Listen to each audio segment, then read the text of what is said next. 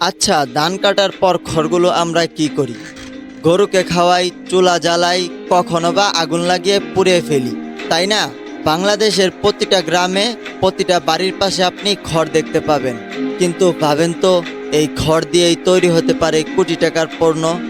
বিশ্বাস করেন, চীনারা সেই একই খড় ব্যবহার করে এমন এক কাগজ তৈরি করে যার এক একটা পাতার দাম 40,000 টাকারও বেশি।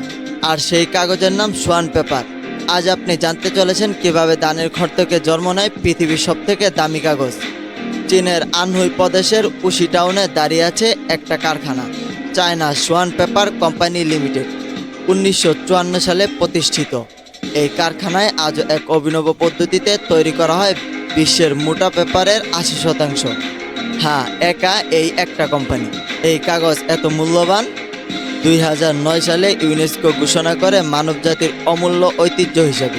তাহলে চলুন দেখে নেই কিভাবে সেই জাদুকরী কাগজটি তৈরি করা হয়। শুরুর উপাদান ধানের খড়। বাংলাদেশের ক্ষেতের সেই চেনা খড়টাই এখানে সোনার সমান দামি, কারণ এর কুশ লম্বা, নরম আর মজবুত, যা কাগজ বানানোর জন্য একদম পারফেক্ট। শ্রমিকরা প্রথমে খড়গুলোকে বেঁধে রাখে আর ডুবিয়ে দেয় অ্যালকোহলি পানিতে, যাতে কুশগুলো আরও নরম হয়। এই কাজ শুরু হয় ভোর 3টায়, যখন আমাদের এখানে মুরুগো ডাকে না। তারপর আসে বিশাল হাঁড়ি, যেখানে একসাথে ফোটানো হয় প্রায় 5,000 কেজি খড়। 6 থেকে 8 ঘন্টা ধরে সেদ্ধ করা হয় এই খড়গুলোকে। ভাবতে পারেন কতটা ধৈর্যের কাজ।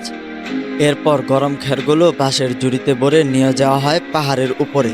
প্রতিটি বোঝাই থাকে প্রায় 50 কেজি ওজনের খড়। একজন শ্রমিককে কয়েক ডজন বার ওঠানামা করতে হয় এই পাহাড়ের চূড়ায়। তাদের প্রতিটা পদক্ষেপে থাকে নিষ্ঠা, ভালোবাসা আর একরাশ গর্ব। সেই খড়গুলো পাহাড়ে শুকিয়ে রাখা হয় একদিন 2 দিন নয়, বরং পুরো একটি বছর। হ্যাঁ, 1 বছর ধরে সূর্যের আলো, বৃষ্টি আর সময় মিলে ধুয়ে দেয় পুরো খড়টাকে। শেষে টিকে যায় শুধু অমূল্য সম্পদটুকু। এরপর সেই শুকনো খেরগুলোকে ভাঙানো হয় গাছের ছালের পাম্পের সঙ্গে। নির্দিষ্ট অনুপাতে তৈরি হয় বিশাল মিশ্রণ। তারপর ছেঁকে নেওয়া হয় যেন সামান্যতম দাগও না থাকে এর ভিতরে। এখন পাল্পগুলো ঢেলে দেওয়া হয় পাহাড়ি ঝর্ণার ঠান্ডা পানিতে। এই পানিতে মিশানো হয় এক বনকীয় লতার রস, এক প্রাকৃতিক আঠা যা কাগজের প্রাণ। সব প্রস্তুতি শেষ হলে শুরু হয় সবথেকে রোমাঞ্চকর মুহূর্ত, কাগজ তৈরি। শ্রমিকরা বাঁশের লাঠি দিয়ে জল নেড়ে পাম্পগুলোকে ছড়িয়ে দেয় সমানভাবে। একটুখানি ভুল মানেই সবকিছুই শেষ, কারণ একটা পাতার দামই প্রায় 4,000 মার্কিন ডলার। আর ক্রিসিজের অ্যাকশনে একবার বিক্রি হয়েছিল প্রায় $60,000-এরও বেশি।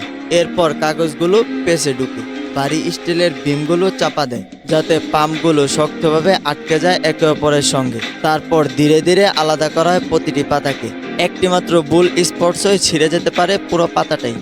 শেষে বাকি থাকে শুকানো, এক বিশাল লোহার দেওয়াল, যা আসলে 70 ডিগ্রি সেলসিয়াস গরম করা হয় রেডিয়েটরে।